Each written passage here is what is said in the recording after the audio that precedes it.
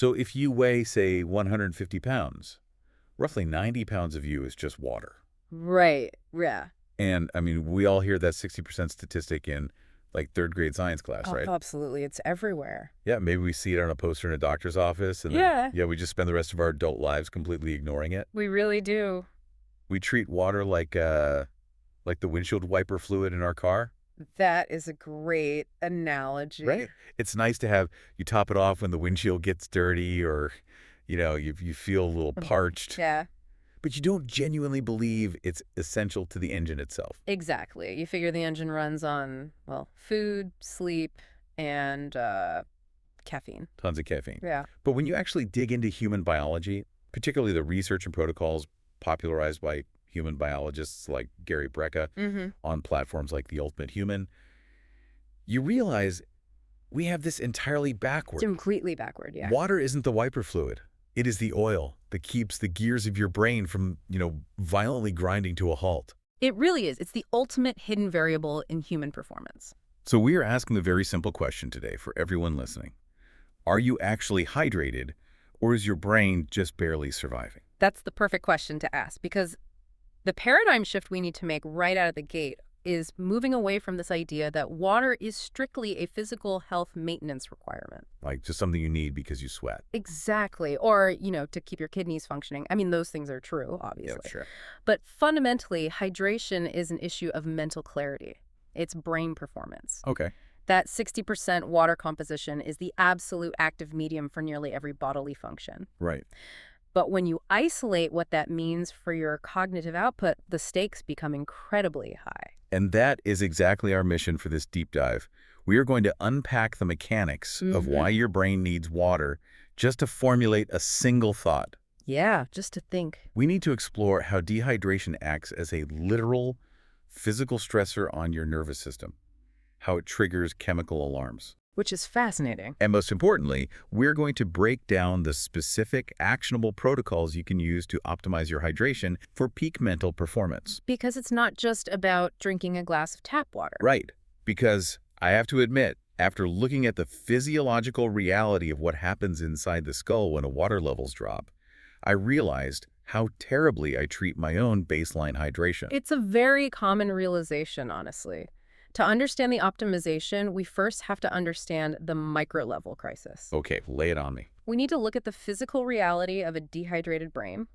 It starts with a mechanical structural change. Structural. Yeah, so research, including some really notable studies published in the Journal of the American College of Nutrition, details this crazy fact. Dehydration causes brain cells to literally lose water, which leads to a reduced overall brain volume. Wait, hold on. Let's pause right there because I want to understand the actual mechanism. Yeah. I'm not just turning into a shriveled raisin, obviously. My skull is a sealed environment. How exactly does a brain cell lose water and physically shrink? Well, it comes down to osmotic pressure. Okay. You have to remember that a cell is essentially a semi-permeable membrane, and it's filled with intracellular fluid. Right, fluid inside the cell. Exactly. And outside the cell is the extracellular space, which is also filled with fluid, including your blood plasma. Got it. So when you don't consume enough water, the volume of your blood plasma actually decreases slightly, and its concentration of sodium and other solutes increases. Meaning the blood gets thicker. Yeah, the blood literally becomes thicker, more concentrated. This creates a hypertonic environment outside the brain cells. Oh, I see where this is going. So because nature abhors an imbalance, the water inside the cell gets pulled out to, dilute the thicker blood. That is exactly the mechanism. Oh. Osmosis drives water from an area of low solute concentration, which is inside the hydrated cell, to the area of high solute concentration outside the cell. Because the body is desperately trying to save itself. Exactly. It's trying to maintain equilibrium in the bloodstream to keep your heart pumping and your organs alive. Right, survival mode. So the brain cells essentially sacrifice their internal water to the surrounding environment. And as they lose that internal fluid, they lose their physical turgidity. Meaning they shrink. They shrink. The physical volume of the neural tissue actually reduces. That is just a wild image to hold in your head. The brain literally shrinking inside the skull. It really is. But taking it a step further, how does that microscopic physical shrinking translate into a macro-level cognitive issue? Right. Like, how does it affect you? Yeah. If I forget where I put my keys or I lose my train of thought in a meeting, is that because the cell housing, that memory has physically changed shape? Well, it's more because the structural integrity of the network is compromised. Okay, explain that. A reduction in physical volume naturally leads to impaired cognitive function because the spatial relationship between cells changes. Oh, because they're physically farther apart. Exactly. The environment in which they operate becomes less optimal. Brain function relies on incredibly precise geometry. Geometry. Yeah, neurons need to be at very specific distances from each other to pass signals effectively. When tissue shrinks, that microarchitecture distorts. That makes total sense.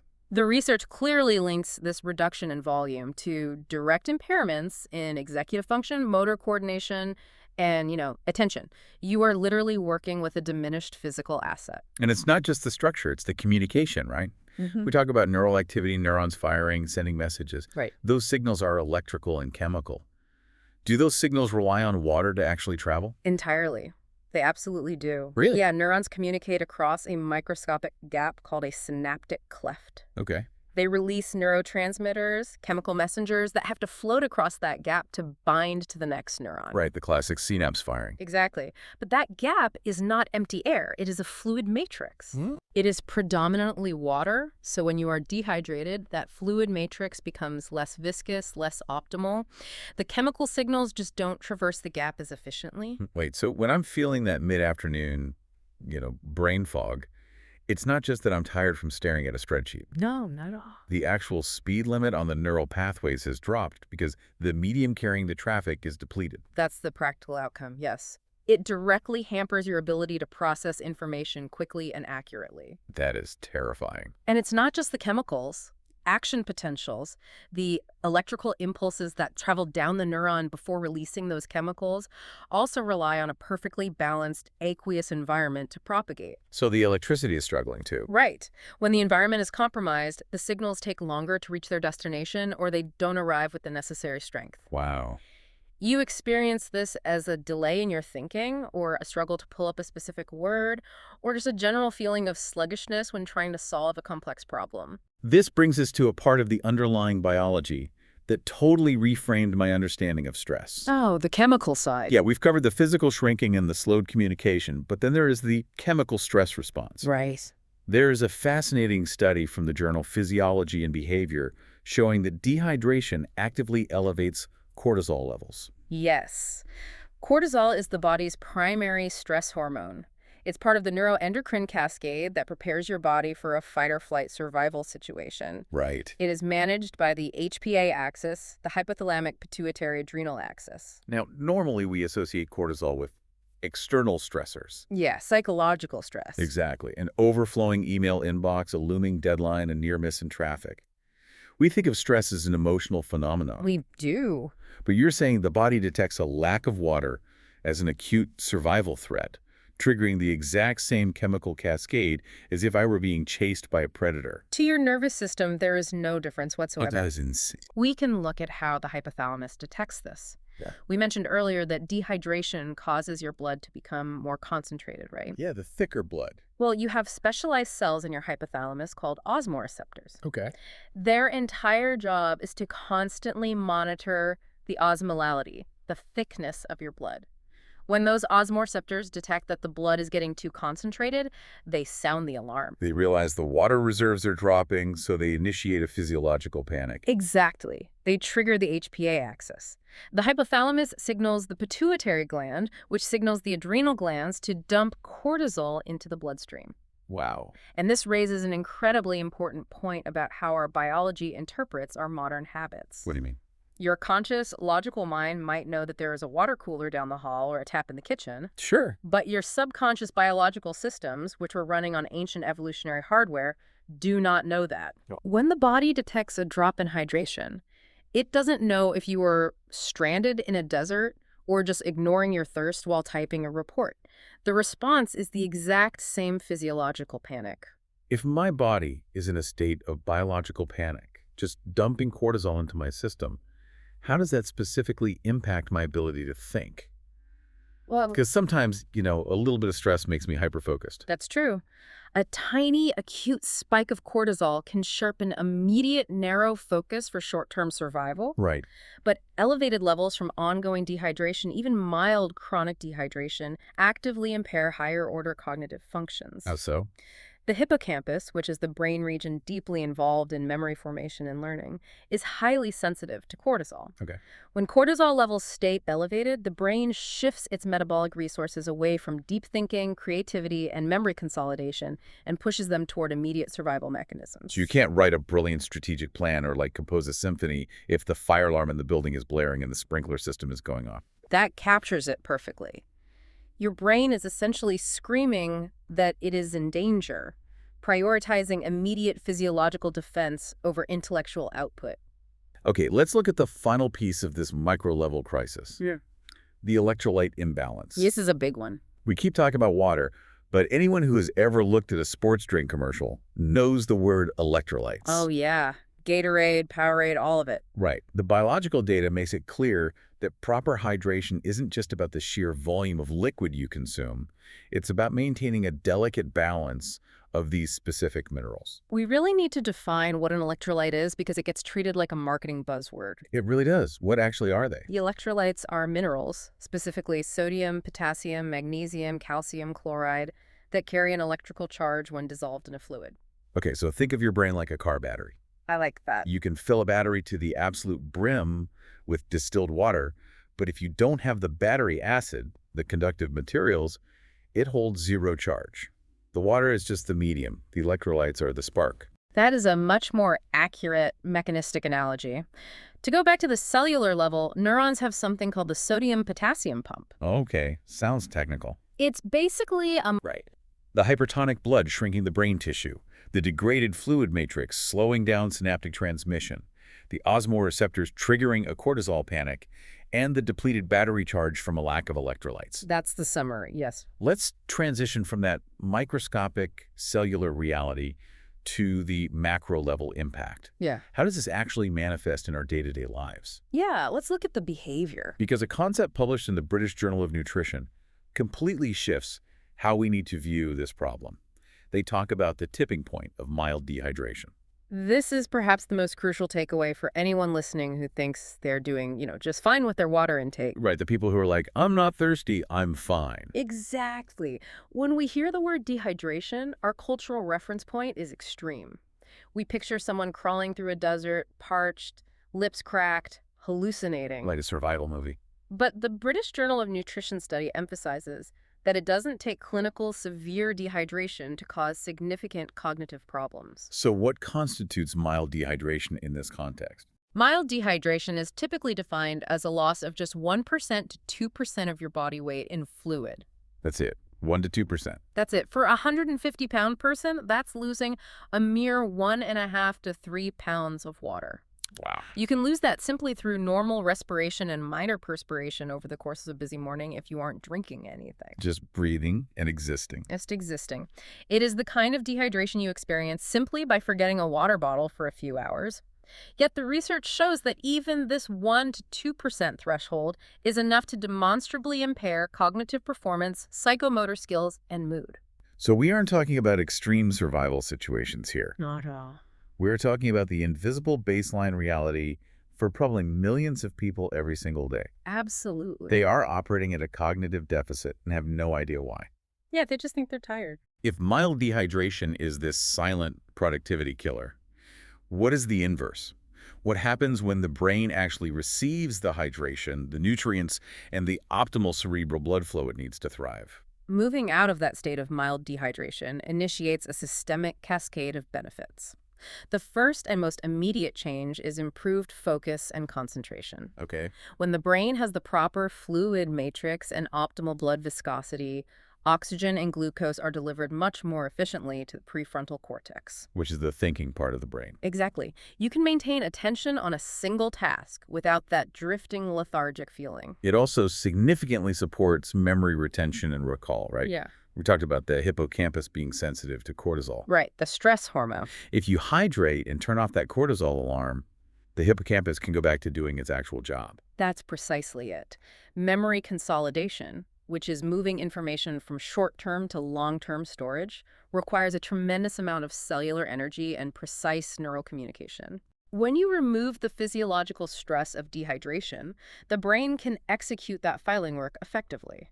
Furthermore, there is a profound impact on mood regulation. Which tracks perfectly with the hormonal changes. Yeah. If your body isn't in a constant state of low-grade panic, if your neuroendocrine system isn't flooded with stress hormones, you are naturally going to feel less irritable and more emotionally stable. The clinical observations support that entirely.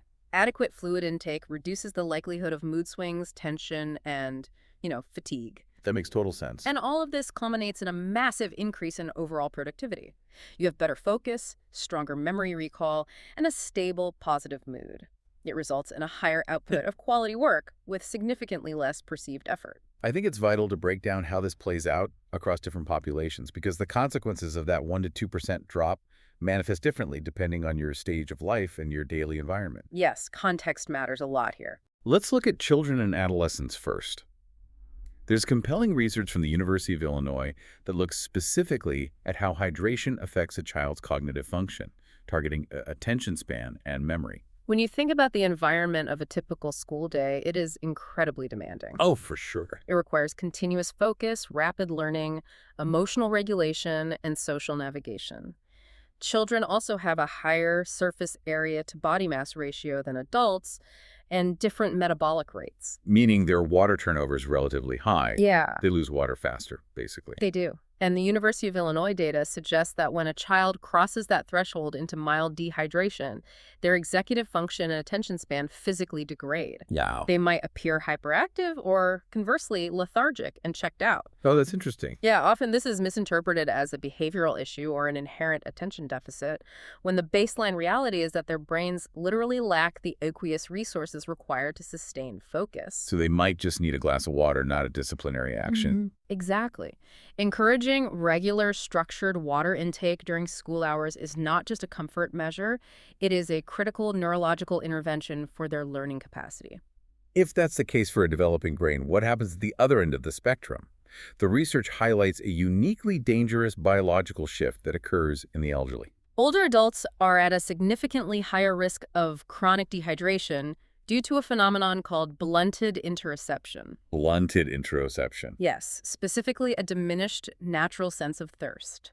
As we age, the osmoreceptors in the hypothalamus that we discussed earlier. The ones monitoring blood thickness. Exactly. Those osmoreceptors become less sensitive. The communication between the body's hydration status and the brain's conscious awareness breaks down. That is a terrifying biological betrayal. It really is. The body absolutely still needs the water, the cells are shrinking, the blood is thickening, but the alarm bell is broken. The brain just stops asking for it. Precisely. And the consequences in this demographic are severe. In the elderly, adequate hydration is paramount for maintaining cognitive health.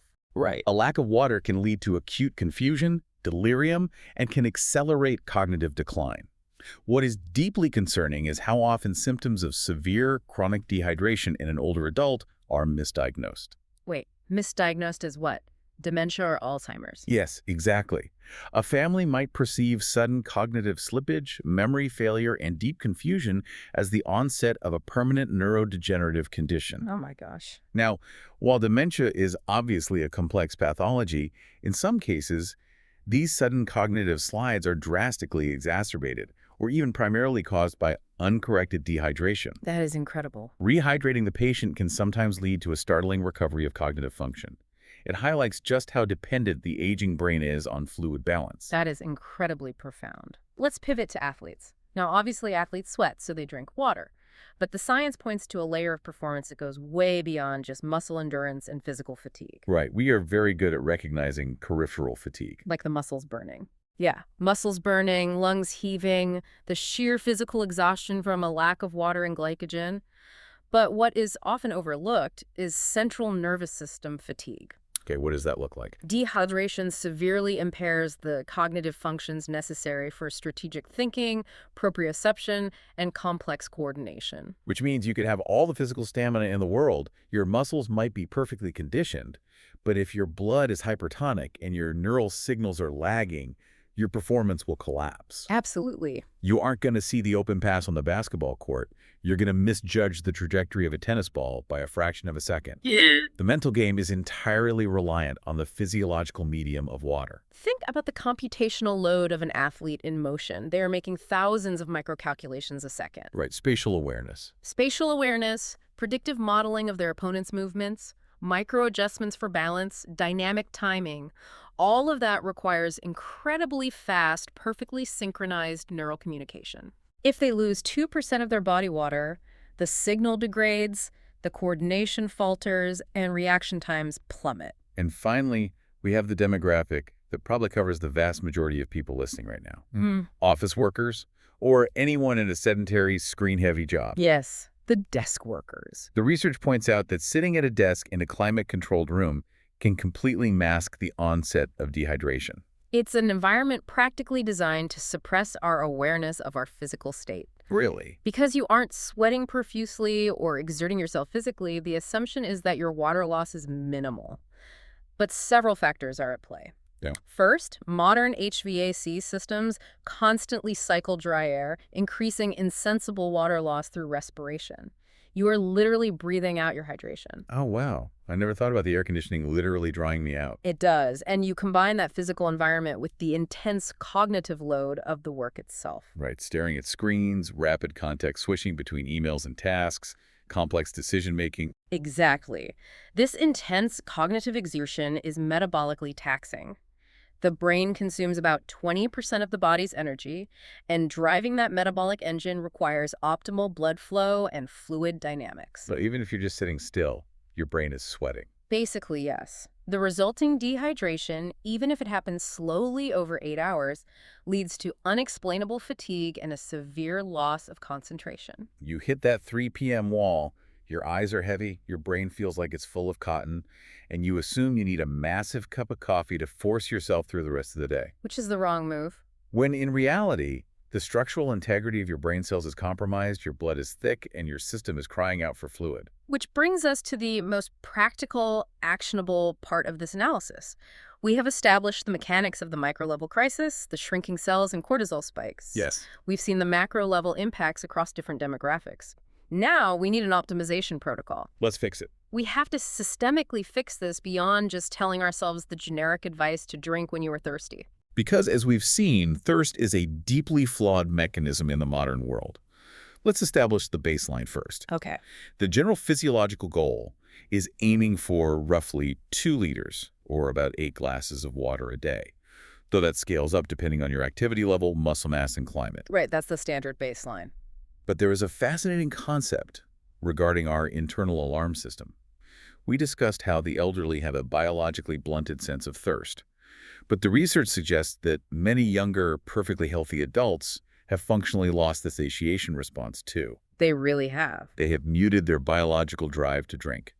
How did we evolve to ignore the signal that keeps us alive? It is a classic evolutionary mismatch. Okay, explain that. You have to consider the environment in which our thirst mechanism evolved. For most of human history, water acquisition was a deliberate physical act, and our sensory environment was relatively quiet. We weren't surrounded by screens. Exactly. Our interoception, our brain's ability to perceive internal bodily sensations like a dry throat or a slight drop in blood volume, was acute.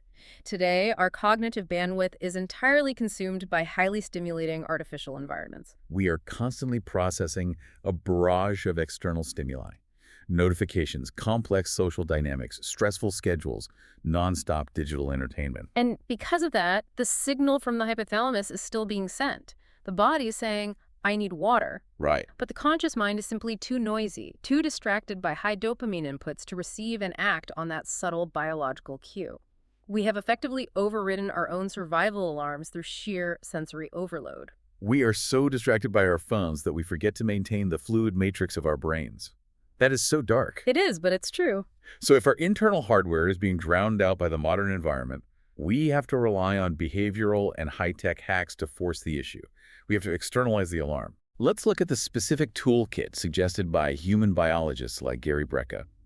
He advocates strongly for things like hydrogen water, but also very specific behavioral tools, like his use of the Echo Daily Water Bottle. The focus on hydrogen-rich water is interesting. It involves infusing water with molecular hydrogen, which acts as an antioxidant and can theoretically cross the blood-brain barrier easily to neutralize oxidative stress. Okay, cool. But while the quality of the water is a biohacking optimization, the most critical element of that recommendation is the behavioral intervention of the bottle itself. Right, because it's not just a passive piece of stainless steel. It actually has an alarm system. It beeps to remind you to drink. It does. It sounds almost silly at first, needing a bottle to tell you to drink water. But if your internal interoception is hijacked by your computer screen, you need an external alarm that is louder than your distraction. It is about engineering your environment to support the desired biological outcome. This is where digital tracking becomes essential. If you cannot trust your body to initiate the habit, you must outsource that responsibility to an objective system, setting an alarm on your phone for every hour, or using an app that visualizes your 2 liters a day. You bypass the flawed internal mechanism. Yes, and you rely on a structured external cue. Alongside the external tech, there is also the practice of conducting physical audits. We have to relearn how to read the secondary biological signs, since the primary feeling of thirst might be muted. Exactly. This means actively checking the color of your urine, noticing the state of your mouth, and reinterpreting things like headaches. Those are the compensatory alarms. If the subtle cue of early thirst is ignored, the body relies on physical symptoms to force your attention. Like the urine color. Right. Dark-colored urine is a very clear, objective indicator. It means your kidneys are hyperconcentrating waste because there isn't enough fluid volume to dilute it safely. And a dry mouth. A chronically dry mouth is the literal exhaustion of your salivary glands. And what about headaches? I think most people assume a midday headache is from staring at a screen too long or tension in their neck, and they just reach for an ibuprofen. While eye strain and tension are real, dehydration headaches are incredibly common and tie directly back to our first point about brain volume. The shrinking brain. Yes. As the brain loses water and physically shrinks, it can actually pull away slightly from the skull. Wait, really? It pulls on the attachments. Yes. The brain itself doesn't have pain receptors, but the meninges, the protective membranes surrounding the brain, do. Oh, wow. When the brain volume reduces, it exerts mechanical traction on those pain-sensitive membranes. The headache is a literal mechanical distress signal from the structural shifting inside your skull. That is horrifying. And reaching for a painkiller masks the signal without fixing the hypertonic environment causing the shrinkage. That makes the morning ritual we need to discuss even more critical. If you wake up with that kind of subtle headache, the optimization protocol is very specific about how you start your day. It is very specific. It's not just chugging a glass of tap water. The recommendation is to start the day with a glass of water that includes a pinch of high-quality sea salt, like Baja Gold. Right. Now, intuitively, drinking salt water sounds like what you do if you are stranded on a life raft and want to dehydrate faster. Explain the biological logic behind this morning salt hack. Well, we have to view the morning through the lens of a long-term fast. Okay. When you wake up, you are emerging from roughly an 8-hour period where you have consumed absolutely zero fluids. However, during that time, your body has not been dormant. Right, you're still alive. It has continued to perform complex metabolic processes, regulate your core temperature, and critically, you have been continuously losing fluid through respiration. Exhaling moisture with every breath. Exactly. You wake up in a functionally dehydrated state. The engine has been running all night, burning off the oil, and you wake up with the warning light on. Precisely. Now, why add the salt? The recommendation for a pinch of a high-quality sea salt like Baja Gold is not about culinary preference. It's not just for taste. No, it is entirely about those vital electrolytes we discussed, the battery acid. High-quality sea salts contain significant amounts of trace minerals alongside the sodium. But why not just plain water? If I'm dehydrated, shouldn't I just want pure H2O? Because of how cellular absorption works, if you drink a large volume of completely plain, unmineralized water on an empty stomach after a fast, it can essentially flush through your digestive system too rapidly. Really? It just goes right through you. Yes, prompting your kidneys to excrete it before it can be effectively absorbed into the intracellular space. By adding the sodium and trace minerals, you change the osmolarity of the water. You are matching the water to the biological needs of the cells. Exactly. There are mechanisms in your intestines called sodium-glucose cotransporters that actually rely on sodium to pull water across the intestinal wall and into the bloodstream. Oh, wow. By providing the exact electrolytes the nervous system needs right as you introduce the water, you facilitate cellular uptake. That is so smart. You remineralize the body, reestablish the electrical gradient for your nerve pathways, and provide the fluid volume needed to kickstart your metabolism and clear out the metabolic waste accumulated during sleep. It is a highly strategic, biologically aligned way to rehydrate. It's like giving your body the exact biochemical formula to get the neurological systems firing immediately. That's exactly what it is. Beyond the morning salt hack, there's another fascinating concept in the protocol, the idea of eating your water. Oh, yes. It heavily advocates incorporating high water content foods like cucumbers, watermelon, and citrus fruits into your daily diet. Hydration should not be exclusively viewed as a liquid in a glass endeavor. Nature provides water in highly complex, structured formats. Right. Foods like cucumbers and watermelon are overwhelmingly composed of water, but critically, that water is trapped within a complex cellular matrix of dietary fiber, vitamins, and minerals. So how does that biological packaging change how our body processes the hydration compared to just drinking an equivalent volume of water from a bottle? It radically alters the absorption curve. When you drink a glass of water, it processes relatively quickly. Sure. When you consume water trapped in the fibrous matrix of a cucumber, the digestive system has to break down that fiber to access the fluid. Oh, I see. This means the hydration is released slowly, steadily, and continuously into your digestive tract and bloodstream over a period of hours. It's like a time-release capsule for hydration. That is the perfect way to conceptualize it.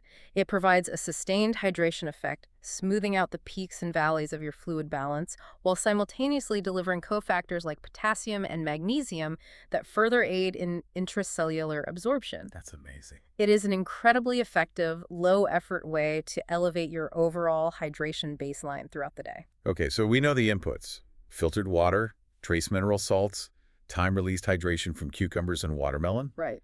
But the protocol also explicitly targets the subtractions. We have to address the dehydrating beverages that most people rely on to get through their workday, primarily caffeine and alcohol. This is where we confront the counterproductive nature of our daily habits. Both caffeine and alcohol act as powerful diuretics in the body. Meaning they force the body to expel water. How exactly do they do that? They interfere with a hormone called ADH, or antidiuretic hormone. Okay. Normally, ADH is secreted by the pituitary gland to tell your kidneys to hold onto water, concentrating your urine and maintaining your blood plasma volume. So it's a conservation signal. Exactly. Alcohol, and to a lesser extent high doses of caffeine, suppress the release of ADH. Oh, no. Without that hormonal signal, the kidneys stop reabsorbing water and simply dump it into the bladder. So you're actively bypassing the body's water conservation mechanisms. You are. If you hit that 3 p.m. wall of brain fog, which we now know is often a symptom of the brain cells physically shrinking and the synaptic fluid degrading, and your response is to drink a massive iced coffee, you are quite literally accelerating the neurological crisis. You are inducing a chemical spike in adrenaline and blocking adenosine receptors so you feel artificially awake. But biologically, you are forcing your kidneys to excrete the very fluid your brain desperately needs to actually function.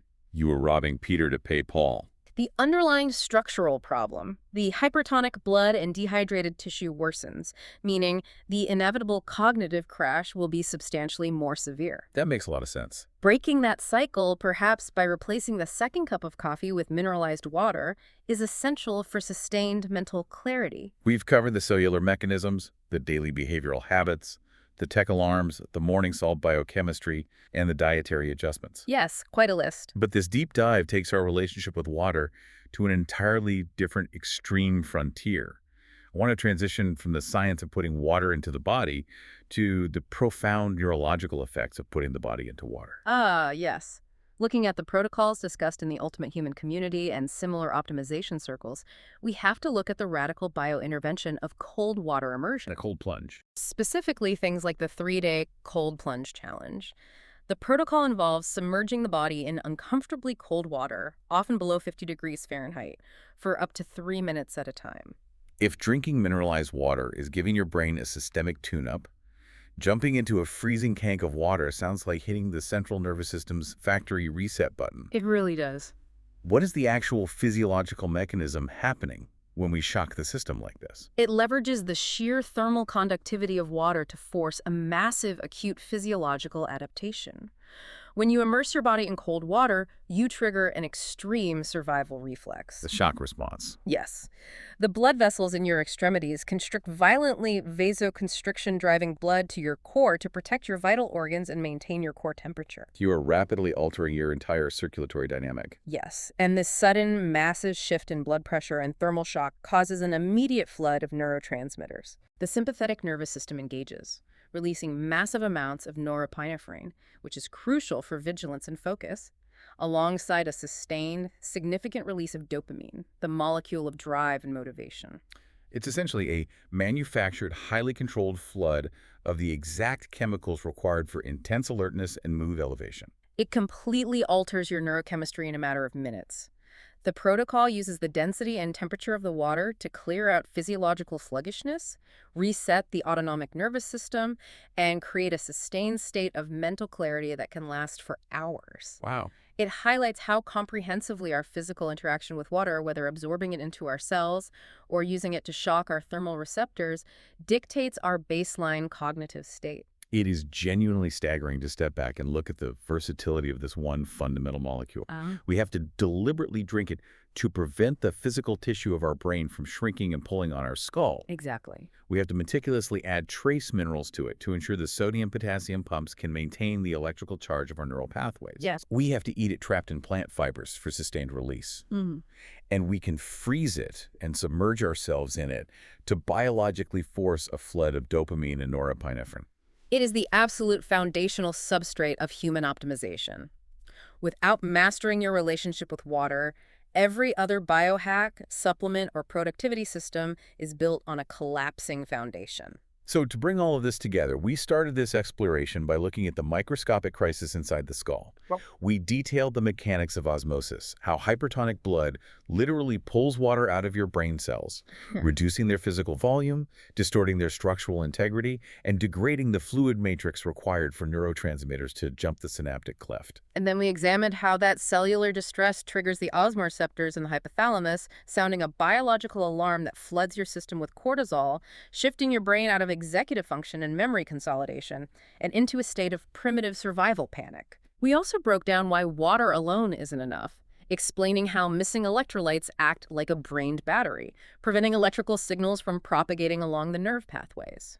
We then zoomed out to the macro level, revealing that it only takes a 1 to 2% drop in body water, a threshold most of us cross silently every day, to demonstrably ruin our focus and mood. Which is still mind-blowing. We saw how children lose their attention spans, how athletes lose their split-second proprioception, how office workers succumb to the drying effects of HVAC systems and cognitive load, and most alarmingly, how blunted interoception in the elderly can lead to severe dehydration being misdiagnosed as permanent dementia. And crucially, we laid out the mechanistic solutions, acknowledging that our evolutionary thirst mechanisms are overwhelmed by the sensory input of the modern world. We discussed externalizing the alarm using beeping bottles and digital trackers. Right. We broke down the vital biochemistry of starting the day with trace mineral sea salt to facilitate cellular absorption after a night of insensible water loss. We explored the slow-release matrix of eating your water and the necessity of avoiding ADH-suppressing diuretics like excess caffeine. All the way to hitting the ultimate neurological reset button with the thermal shock of a cold plunge. It all comes back to that initial paradigm shift. Water is not the incidental wiper fluid. It is the vital, active biological oil that keeps the complex machinery of your mind running. It is the single most accessible, controllable, and powerful variable you have for instantly improving your cognitive output and emotional regulation. And that brings me to a final thought I want to leave you with today. We spent a lot of time discussing the concept of blunted interoception and the loss of the satiation response. The reality that our modern, hyper-stimulating environment is so incredibly loud, so full of digital noise, that we have effectively muted the ancient biological drive to consume the very substance that keeps our brain cells alive. We need apps to tell us to drink water. It forces a much broader, somewhat unsettling question. If the modern world is so distracting, and we've become so profoundly disconnected from our own physical bodies that we effortlessly ignore the primal cue for life-sustaining hydration, what other fundamental, quiet biological signals are we currently suppressing, ignoring, or entirely missing, simply because our smartphones haven't been programmed to beep and remind us to feel them?